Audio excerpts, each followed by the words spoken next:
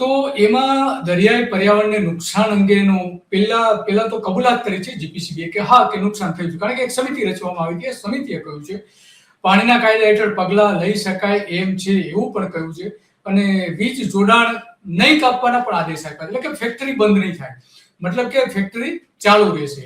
તો આ જે છે સૂરજ કરાડી ગામ જે છે એની જમીન ઉપર આ ફેક્ટરી આવેલી છે. અને 12 ડિસેમ્બર આપણે જાણીએ છીએ કે 12 ડિસેમ્બર 2025માં જે સ્થાનિક મામલતદાર, કલેક્ટર, વન અને પર્યાવરણ અને ત્યાંનું જે મરીન નેશનલ પાર્ક છે એ બધાના અધિકારીઓ સાથેની એક કમિટી બનાવવામાં આવી હતી, અને કમિટીએ તારણો આપ્યા છે. એમાં એવું જોવા મળ્યું છે કે પ્રદૂષણ થયું છે દરિયામાં, ખાસ કરીને દરિયાની અંદર, એ કબૂલાત કરી છે એક તો.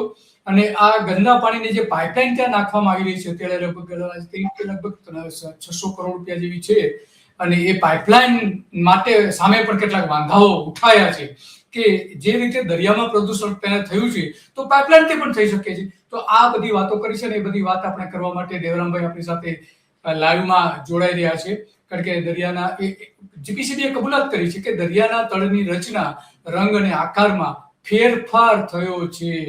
તો હવે આ એક જે સ્વતંત્ર સંસ્થા છે એને જવાબદારી સોંપશે, અને એ જવાબદારી પ્રમાણે એની તપાસ કરશે આજુબાજુ કેટલું પ્રદૂષણ ફેલાઈ ગયું છે બધી, અને પછી અહેવાલ આપશે. જો કે આ અહેવાલ જે સમિતિ રચવામાં આવી હતી એનો અહેવાલ હજુ સુધી જીપીસીબીએ કે સરકારે જાહેર કર્યો નથી કે કલેક્ટરે જાહેર કર્યો નથી. એ તાત્કાલિક ધોરણે જાહેર કરવો જોઈએ કે અહેવાલમાં શું છે, કારણ કે ઓર્ડર કર્યો છે. અને દેવરામભાઈ સાથે આપણે વાત કરીએ. દેવરામભાઈ, તમારું સ્વાગત છે ગુજરાત રિપોર્ટમાં. હા સાહેબ, નમસ્કાર. તો હું દેવરામભાઈ. હા, તમે 2012 થી જે લડી રહ્યા છો એક મહાકાય કંપની સામે, અને એમાં આંશિક, બહુ સફળ તો ન કહી શકે પણ આંશિક વિજય થયો છે, કારણ કે જે એક તો પેલી વાત તો કે એનો અહેવાલ જાહેર કરાયો, બીજું કે એવું કહેવામાં આવ્યું છે કે કોઈ સ્વતંત્ર સંસ્થા જે છે દેશની અલગ અલગ, એના નામ પણ લખેલા છે, તો એ તપાસ કરશે અને એ અહેવાલ આપશે. હવે જ્યારે તપાસ થાય ત્યારે સાચું, ને જ્યારે અહેવાલ આવે ત્યારે સાચું, પણ કમસે કમ કેટલીક કબૂલાતો કરી છે જીપીસીબીએ. તો તમે કઈ રીતે આને જોઈ રહ્યા છો? શું તમારી સફળતા તમે ગણો છો આમાં, કે કઈ રીતે તમે મૂલવી રહ્યા છો? આજે 2011 થી કરીને અત્યાર લગન આપણી લડત ચાલુ છે, પણ આજે હાલ કે કહેવાય જો પ્રમદી જે રિપોર્ટ જીપીસીબી આવ્યા એ એક બહુ સારામાં સારું છે, ને આજે જીપીસીબી કે પહેલી વખત આ કામ કર્યું આટલા વર્ષની અંદર. આ અહેવાલ આપણે જોઈએ છીએ જે દેવરામભાઈ વાત કરી રહ્યા છે, આ અહેવાલ પણ આપ્યો છે જીપીસીબીએ. તો દેવરામભાઈ, હવે શું આ તો માનો કે ઘણી બધી એમાં કેટલીક કબૂલાતો કરી છે, પાઇપલાઇનમાં જો નાખવામાં આવી છે પ્રદૂષણ ફેલાશે, પણ આમાં ખેતીવાડીને કેટલું નુકસાન શું થયું એ કોઈ ઉલ્લેખ નથી. ખેતીવાડીનો અત્યારે કુવા અને જમીનનું અત્યારે સાવ બગડી ગયું, પાણીના તળ બગડી ગયા, અત્યારે કેમિકલ જ છે આખું. જો અત્યારે તમે દિલીપભાઈ જુઓ ને તો અત્યારે આખી જમીન, ખેતીની જમીન પૂરું થઈ ગયું અત્યારે 23-24 ગામનું.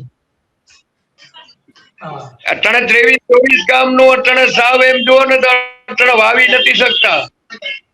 તો આ જે પણ આટલું કેમિકલ જીપીસીબી ની જે જામનગરની ઓફિસ છે એને જે કેટલાક આ પગલા ભરેલા છે એનાથી એ તમે તમારો વિજય માનો છો કે કઈ રીતે એને મૂલવો છો તમે? 58 જીપીસીબી વાળે હાલ કે રિપોર્ટ આપ્યો છે, સાચો આપ્યો, અને હજી અડધો પડધો આપ્યો છે, બહુ પૂરેપૂરો સાચો નથી આપ્યો, ગોળ જવાબ આપ્યો દિલીપભાઈ. અટાણે ગોળ એને સાચા પગલા નથી લીધા, પણ હવે એને બીજા ઉપર જોડ્યું છે. જો હવે ઉપરથી કઈક તપાસ આવે અને એવું બધું હજી નકાઈ પગલા લઈ શકે છે, એને બધું નજરે દીઠું છે, એને નજરે જોયું. 58 વખત રિપોર્ટ લઈ ગયા, 58 વખત, પણ એના સેમ્પલ ના રિપોર્ટ આપણે આ અરજદારને નથી આપતા, હજી લગન નથી આપતા, એને હજી મોકલાવતા નથી. 58 વખત આજ કરોડો હજુ માનશે. જો આજે પાટલી, અમોદા, દેવપરા, આરંભરા, આજે એના વચની અંદર પ્રદૂષણ છે જોઈ રહ્યા છીએ, દરિયાની અંદર કેવું પ્રદૂષણ છે તો એ આપણે જોઈ રહ્યા છીએ. આટલા મોટા પ્રમાણમાં પ્રદૂષણ છે એ કબૂલાત તો કરી જ છે, કારણ કે કબૂલાત કરવું પડે એવું જ છે. આ જોઈ શકીએ છીએ આપણે કે કઈ રીતનું થયું છે. તો હવે દેવરામભાઈ, તમે આને કઈ રીતે મૂલવો છો? તમે જીત થઈ છે, નથી થઈ, શું છે શું નહીં તે? હવે આને 10-12 દિવસ ની વાત જોઈએ આપણે. એને અટણ લઈકું બધા ઉપર અટણ બધા એનજીટીમાં બધામાં.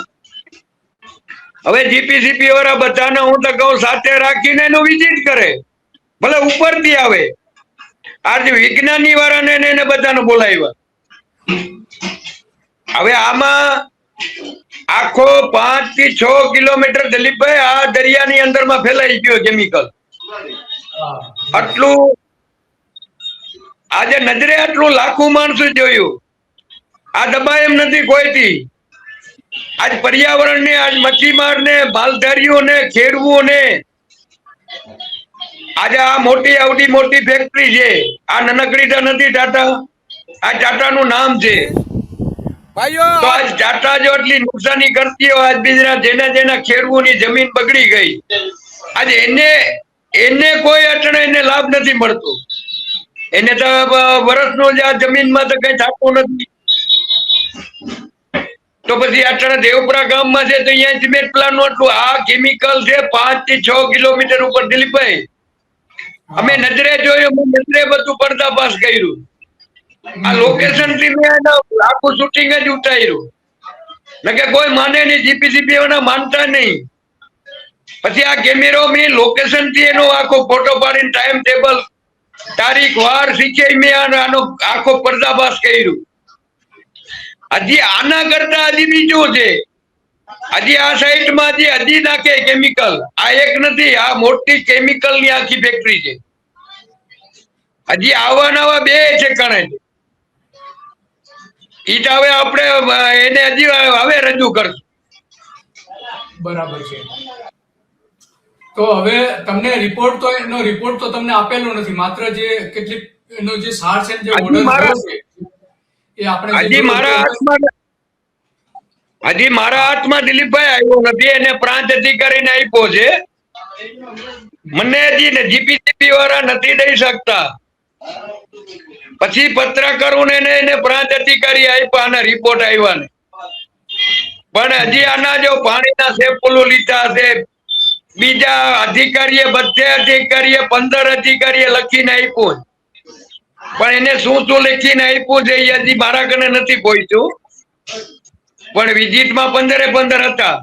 હવે 15 જીપીસીપી વાળા 4 થી 5 મહિના થયા. આના સેમ્પલ હવે રિપોર્ટ આપ્યા. હું અપવાસ ઉપર અંડરનો ત્યાગ કરીને 12 દિવસ બેઠો હતો. છેલ્લે કંપની, જીપીસીપી ને બધા સંકળાઈને ડોક્ટર ને પોલીસ ખાતાને આગળ કરી અને મારો અપવાસ તોડાવ્યો. કેમ ભાઈ આટલા લગન ના આપતા હતા જીપીસીપી વાળા રિપોર્ટ? આજ 5 મહિના થાય એના રિપોર્ટ ના આપી શકતા હોય. કઈ દબાણ આવીએ ને, ઉપવાસ તોડાયો એ આપણે જોઈ શકીએ છીએ. હા જી, આગળ બોલો. હા, ધ્રાડ મને ઉપાડી, ધ્રાડ મારો ઉપવાસ તોડાવ્યો.